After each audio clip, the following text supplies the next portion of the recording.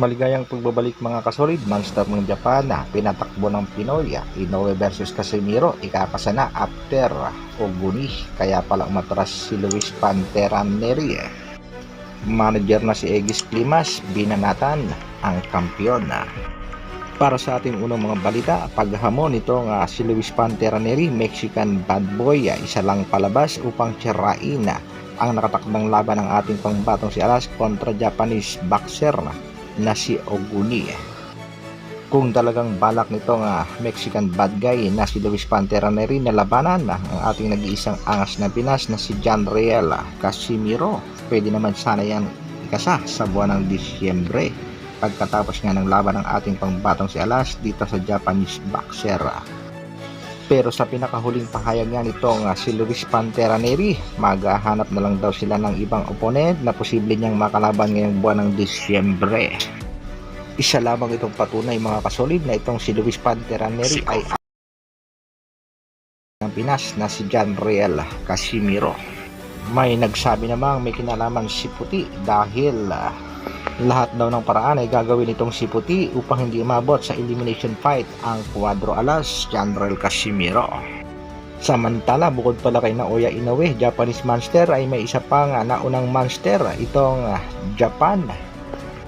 Ito nga ay walang iba kung hindi si Shinya Iwabuchi na tinaguriang Saitama Monster.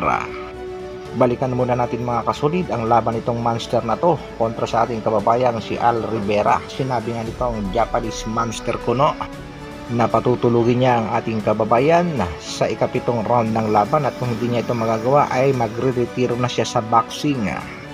Pero tila ang bilis ng karma dito mga kasolida dahil ang tinaguriang Saitama Monster ay pinatakbo at tinalo ng ating kababayang si Rivera.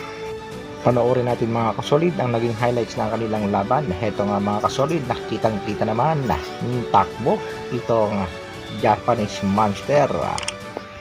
At hindi nga kalaunan ay pinabagsak na rin ang ating kababayang si Rivera. Kaya naman panalo ang ating kababayan at tuluyan na nga nagretiro itong Saitama Monster. Isa pala itong dahilan mga kasolid kung bakit ang promoter nitong si Naoya Inoue ay takot. Ibangga ang kanyang alaga sa ating pangbatong si Alas na isang hard puncher. Baka mawala rin daw ang pagka-monster nitong si Naoya Inoue. Sa kabilang balita naman mga kasolid, manager ni Alas na si Mr. Egis Klimas, pinatutsadahan niya itong undisputed champion na si Devin Haney. Bumuelta lang naman itong si Mr. Egis Klimas sa ipinagkakalat na balita nitong si Devin Haney na na-hospital daw itong si Lomachenko pagkatapos ng kanilang bakbakan. Kaya kagad namang bumanat itong si Mr. Egis Klimas at sinabing totoo naman daw ang sinabi nitong si Devin Haney na nagpunta sila ng ospital pero ang dahilan ng kanilang pagpunta sa ospital ay upang bisitahin itong si Devin Haney na alam nilang matindi ang mga tinamong tama sa ulo sa laban kontra Lomachenko. Sa kabilang dako mga kasolid, negosasyon sa pagitan ng Japanese monster na si Naoya Inoue at Marlon Tapales still on negotiation pa rin hindi pa rin magkasundo ang magkabilang kampo dahil sa usaping bayaran sa laban. Kaya naman, nagbigay na rin ng pahayag itong si Japanese monster Naoya Inoue na kung sakaling hindi talaga maikakasa sa kasalukuyan ang bakbakan sa pagitan nila nitong si Marlon Tapales, ay handa naman siyang labanan muna para depensahan ang kanyang titulo kontra nga sa ating pangbatong si John Riel Cuadro Alas Casimiro. Aminado rin naman itong si Naoya Inoue na ang gusto talaga daw niyang laban ay labanan muna si Marlon Tapales pero still negotiation pa nga mga kasolid. Tila nakaramdam nga ito si Bob Arum na hindi masyadong kikita kaya target muna nga magdepensa kontra angas ng Pinas.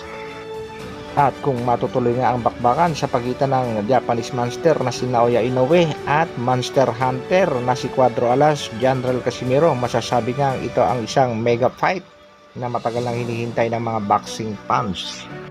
Makikita rin natin mga kasolid sa latest training nitong si Cuadro Alas, mapapansin natin na ang matinding improvement, ang bilis at body movement nitong si Angas ng Pinas, kaya siguradong may paglalagyan itong si Oguni sa kanilang laban sa October 12 sa bansang Japan. Good luck sa ating pangbatong si Alas at wag lang sanang magkumpiyansa. Hanggang dito na lang muna mga kasolid. Maraming salamat sa patuloy na pagsuporta at panonood. Isang like naman dyan. Mabuhay. Dr. Alvin Vlogs. Brrrr.